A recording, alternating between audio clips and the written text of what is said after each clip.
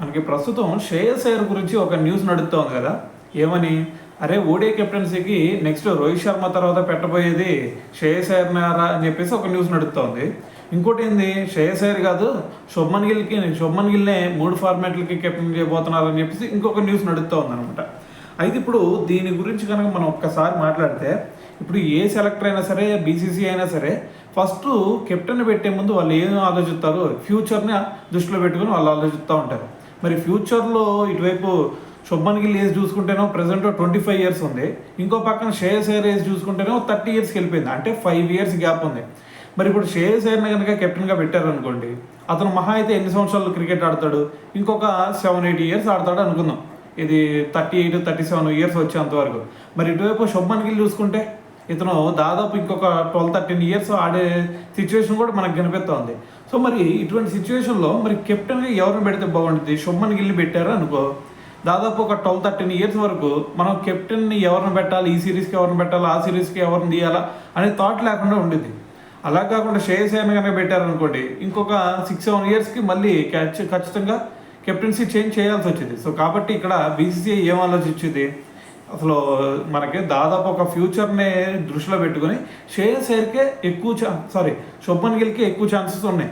So కాబట్టి ఇదొక point పక్కన పెడితే, మనకి ఇంకో పాయింట్ ఏంది, మనకి రీసెంట్గా ఇంగ్లాండ్ సిరీస్కి టెస్ట్ కెప్టెన్గా శుభ్మన్ గిల్ని ఎంపిక చేశారు. సో దాని తర్వాత కూడా శుభ్మన్ గిల్ కెప్టెనే.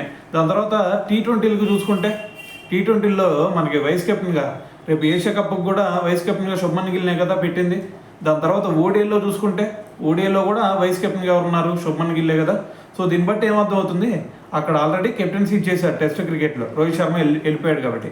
మరి ఓడిఐలో కూడా రోహిత్ శర్మ వెళ్ళిపోతే మరి అక్కడ కెప్టెన్ ఎవరిని పెట్టే ఛాన్స్ ఉంది, శుభ్మన్ గిల్ పెట్టే ఛాన్స్ ఎక్కువ కనిపిస్తుంది కదా.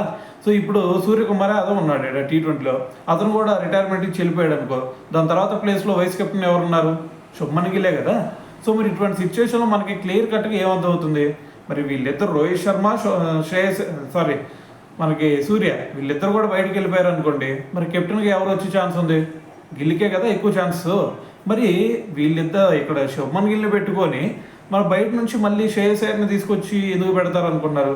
శ్రేయస్ అయ్యర్ని చూసుకుంటే ఇక్కడ ఏషియా కప్లోనే అతనికి అంత మంచి ఐపీఎల్లో వాళ్ళ టీంని, పంజాబ్ కింగ్స్ టీంని అంత మంచిగా నడిపించినా సరే అతనికి ఇక్కడ ఏషియా కప్లోనే ఛాన్స్ ఇవ్వలేదు. మరి అటువంటి అతన్ని తీసుకొచ్చి మరి ఓడిఐకి కెప్టెన్గా పెడతారు అంటే ఇది కొంచెం డౌట్ఫుల్గానే కనిపిస్తుంది. సో కాబట్టి ఇక్కడ మనకు అర్థమవుతుంది ఏంటంటే, అన్ని 3 ఫార్మాట్స్కి కూడా అంతకుముందు MS ధోని, విరాట్ కోహ్లీ వీళ్ళు ఎలాగైతే 3 ఫార్మాట్లకి కెప్టెన్గా చేశారో, సో ఇక్కడ కూడా టీమిండియాకి ఫ్యూచర్లో మరి శుభ్మన్ గిల్ని 3 ఫార్మాట్స్కి కెప్టెన్గా చేయబోతున్నారు అనేది సో దీన్ని బట్టి అర్థమవుతుంది. సో మరి దీని గురించి నేను చెప్పడమే కాదు, ఆకాష్ చోప్రా కూడా ఇదే చెప్పాడు తన యూట్యూబ్ ఛానల్లో కూడా.